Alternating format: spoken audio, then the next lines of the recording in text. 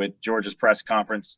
On the call today, we have the offensive coordinator of number 3 Georgia Bulldogs, Todd Monken. Shortly after, we'll welcome quarterback Stetson Bennett, running back James Cook, running back Zamir White, wide receiver Kyrus Jackson, and tight end John Fitzpatrick. Again, a recording of today's video conference will be available on orangebowl.org/pressbox shortly after the press conference concludes. If you have a question, please raise your hand. I will call on you. You can unmute yourself and ask the question. And I will now turn it over to Coach for brief remarks, then we'll open up for questions. So go ahead, Coach. All right. So here we are. You know, everything that you work for in the off season that you point towards, we're here. And I think we've had a really good couple of weeks of practice, you know, getting the guys going again. Right after the Alabama game was hard with finals and a lot of things they had on their plate.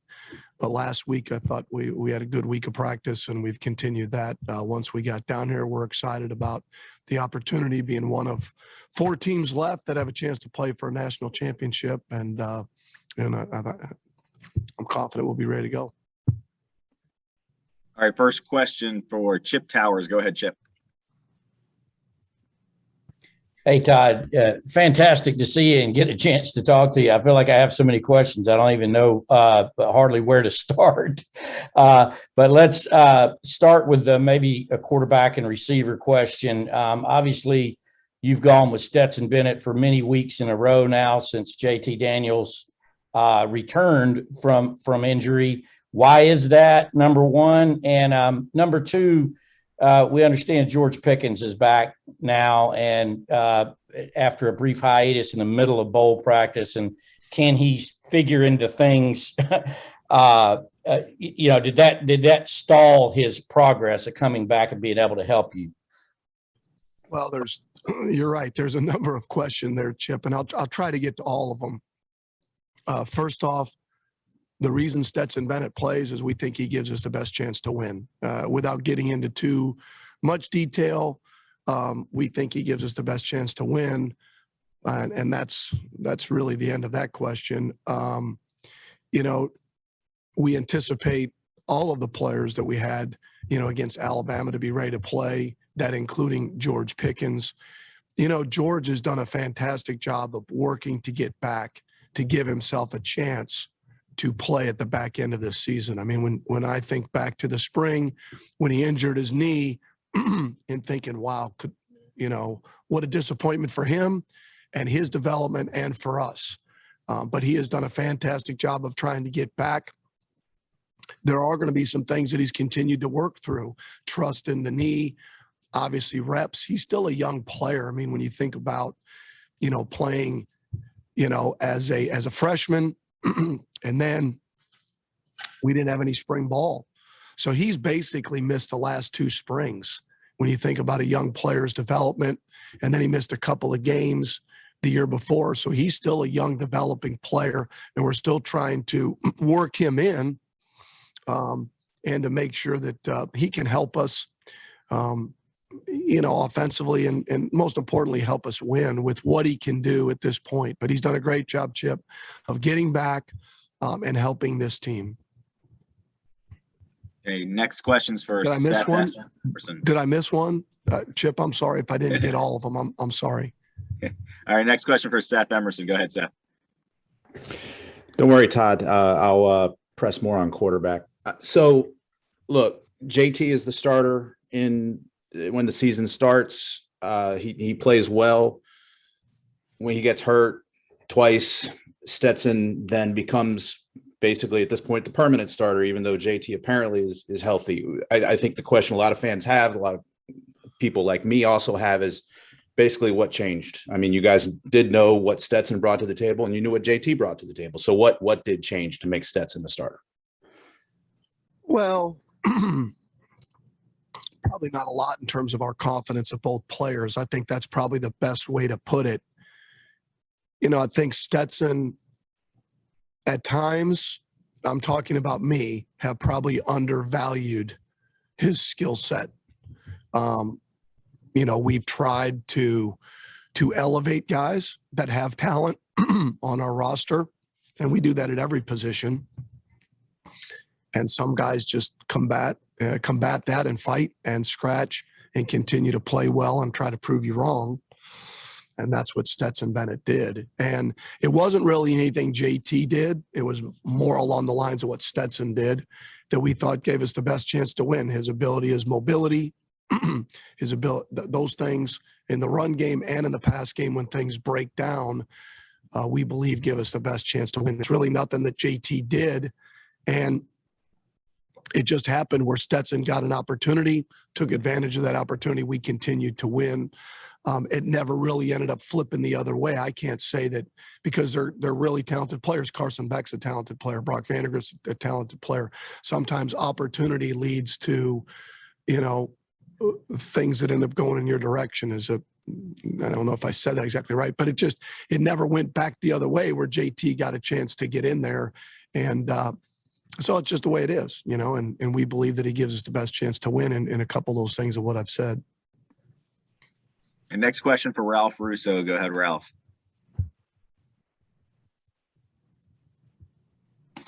Hey, Todd. Direct the conversation slightly different area. With your time in the NFL, the tight end position has sort of has exploded. I mean, there's always been good tight ends. You and I are old guys who go back to the Kellen Winslow days. Like, we remember great tight ends, but the position really has exploded in recent years. And as much as there are very good tight ends and you have one of them in college, it doesn't seem like at the college level, the level of production at that position is quite the same, or has been exploited in quite the same way as the NFL. And I'm wondering, as again, somebody who's been in both of those worlds, do you see it as a difficult position to max out in the college game? Is there something about getting the ball to the tight end that's a little tougher for quarterbacks that takes them a little time to master? Well, first off, I think the game has changed. So when the game evolved to more spread teams, especially in high school, you saw a lot more air raid Ys and not a lot of tight ends. Tight ends were playing now defensive end or being bulked up to play tackle. When you think back of guys that were elite when I was a kid growing up, or, when I was young in the profession, you take like a Kellen Winslow, that was different at that time.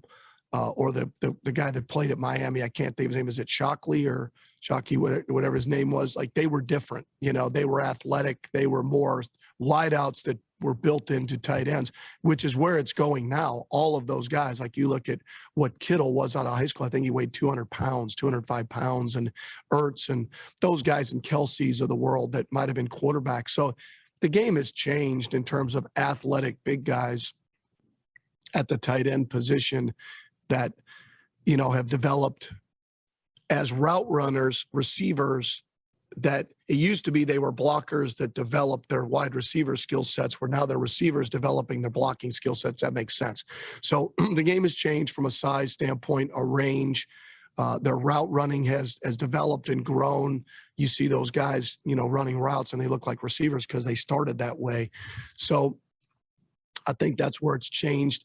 And I think the more you're a spread team and the more you max protect, you see certain teams, it's hard to get the tight end involved if you're a max protect team because they're involved in protection. So the ability to utilize those guys in the route running, and if you're chipping them, if you chip them in protection, it also doesn't allow them to get into their routes. So you have to be able to protect.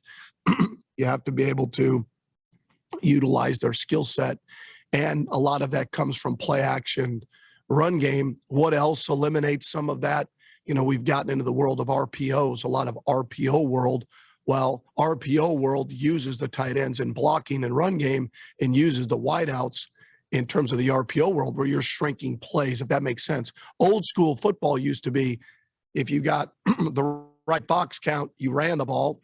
And if you got too many guys in the box, you went to play action pass. Well, that included the tight end a lot more.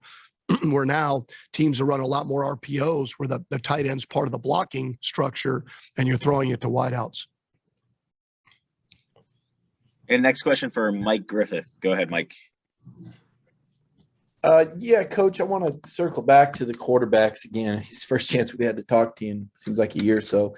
You said that there wasn't any chance for JT, but after the Florida game, I think Stetson had a couple picks and was about 50% passing, and they talked about competition at the position. And then in the Alabama game, you guys fell down by 21 points, and a lot of people wondered why you wouldn't put more of a pass-first quarterback in. And Kirby said you didn't even talk about it. Can you address those two instances when there might have been an opportunity for another look at a quarterback? Sure. I mean, and I'm not surprised we're circling back to that, first of all, Mike. The reality is that there's no question at any point and everywhere I've been where when a certain player, doesn't matter quarterback or any position, doesn't play up to, forget our standard, their own standard, the way they believe they should play, that we're always looking to play our best players. There's no question. And there are times in games where any of our players don't play their best, and we're disappointed in how they played. But the body of work that we felt like that Stetson had given us, I think allowed us to carry it over to the next weeks. And the reality is that we don't know what's behind the next decision. You know, we know what we make the decision based on what we see on a daily basis. And you're right. I mean, we do compete every week. I mean, it doesn't matter who's healthy at any position. They're always competing. The guys that are going to come up here next and talk to you guys, I mean, they understand that. I mean, no one's guaranteed week to week. We've had competition every week at running back, and they earn the reps and the touches that they get. And it's the same at quarterback. And I get it. I've been around it. We have really good players at the quarterback position, and we do. And we're lucky to have the guys that we have. And Stetson Bennett is a hell of a football player, and so is JT Daniels, so is Carson Beck, and we think Brock Vandagriff's going to be a hell of a player. And it's a good problem to have. And we're disappointed when we don't score. We're disappointed when we turn the ball over. We're disappointed when we don't have the production that we expect to have, starting with me in terms of calling it, structuring it, the week of practice, how we do it, because I'm in charge of all of it. So ultimately it falls on me. And when Stetson Bennett takes the field, we feel like he gives us the best chance to win. And next question's for Jordan McPherson. Go ahead, Jordan. Yeah. Hey, Todd. James Cook, he's one of the local guys here for us. Just wanted to get your thoughts on where he's grown the most over the 2 years you've been here and just what he brings to your backfield to complement Zamir White. Well, first off, James is a tremendous football player, a tremendous young man, works awfully hard in practice. I say it all the time. When I first got here, him and Zamir pair up whenever we're doing our off seasons to compete against each other. They're two of our hardest workers. James is one of our most versatile players. You can get him the ball in a number of ways, which is fun to have guys like that. You know, whether it's, Brock Bowers is the same way. James is like that. I think a number of our backs have worked to develop their skill set where we can feel comfortable with them route running and catching the ball out of the backfield. The more versatile you are at certain positions, the tougher it is on the defense because you can do more with them in terms of formations. So, again, I think James, one, has had a tremendous career here. He's one of our leaders that every week we talk about, along with Zamir and some of our other guys, are being our captains of our team. And I think he's going to have a fantastic career at the next level. But it's just hard because, we have a number of versatile, talented running backs, and there's just never enough touches for all of them. It's just the way it is with our skilled players. There's only one football, and he's, like a lot of our players, have been very selfless because I get it. It's about touching the ball. It's about opportunities. Plays are one thing, but opportunities with the ball in their hands, and he does a tremendous job. We've relied on him heavily, and he's done a great job with it. And like all those guys, for the most part, they've stayed healthy, Zamir and James. Okay, a couple more questions for Coach. Next one, Connor Riley. Go ahead, Connor.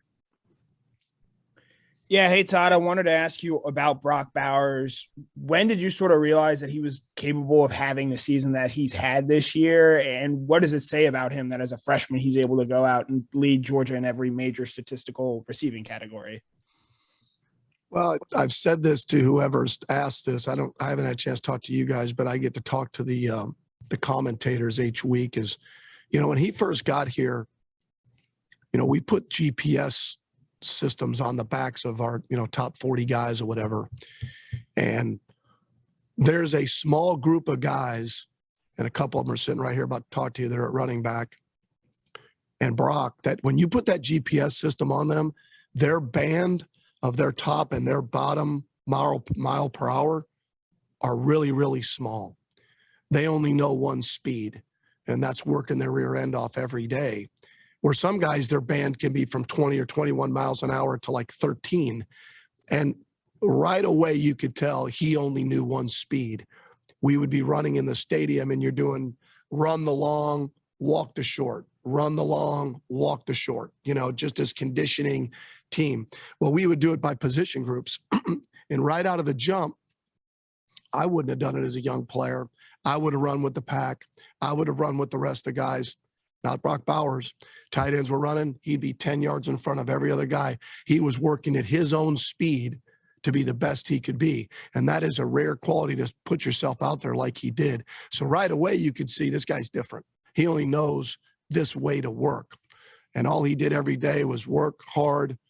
He's going to continue to develop his skill set. He's probably got more range than we thought. We knew he had the run after catch ability. We saw that on tape. They used him in the backfield out of high school.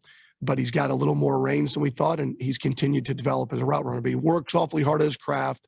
It's important to him. He doesn't say a lot. He just works. And that's the same. You're going to talk to these running backs that are going to come up here next. They're the exact same way. They don't say a lot. They just work. It's just amazing how it carries over. It just does. Guys that just work, don't say a lot, and just compete and take coaching. And you don't have to say anything to those guys. It's the most amazing thing. Like, I spend less time talking to the James Cook, the Zamir White, the Brock Bowers, those guys of the world, because they're trying their rear end off to be the best player they can be for them and for our team. Okay, last question for Coach here, so we have time for our student athletes. Last question for Mark Weiser. Go ahead, Mark. Hey, Todd, want to ask you, what does Stetson need to do to kind of help lead you guys in these next two games to the national title in terms of his performance, and how much JT missing a week of practice impacts what he can bring? And last, as part of this multi-part question, with Michigan, what they bring off the edge, is this a game in particular where Stetson's mobility is even more important? Okay, first question was what Stetson needs to do to lead us national championship. Okay, first off, do what he continues to do. Obviously, we can't turn the ball over. I don't care who you are. That isn't a Stetson problem. That's a national problem. When you turn the ball over, you don't give yourself a chance to win. So those are things that we always address. It doesn't matter who that is, whether it's JT's a quarterback or Jameis Winston or whoever I've been around. And so those are the things. But if you look at the plays that he's made national championship plays. He has. You just turn on the film and look at some of the throws he makes, some of the decisions he makes, the things he does with his feet. I mean, there's no doubt in my mind we can win the national championship, and there's no doubt in my mind we can win it with Stetson Bennett. There's no question. We went into the championship game with Stetson Bennett, our quarterback, as a favorite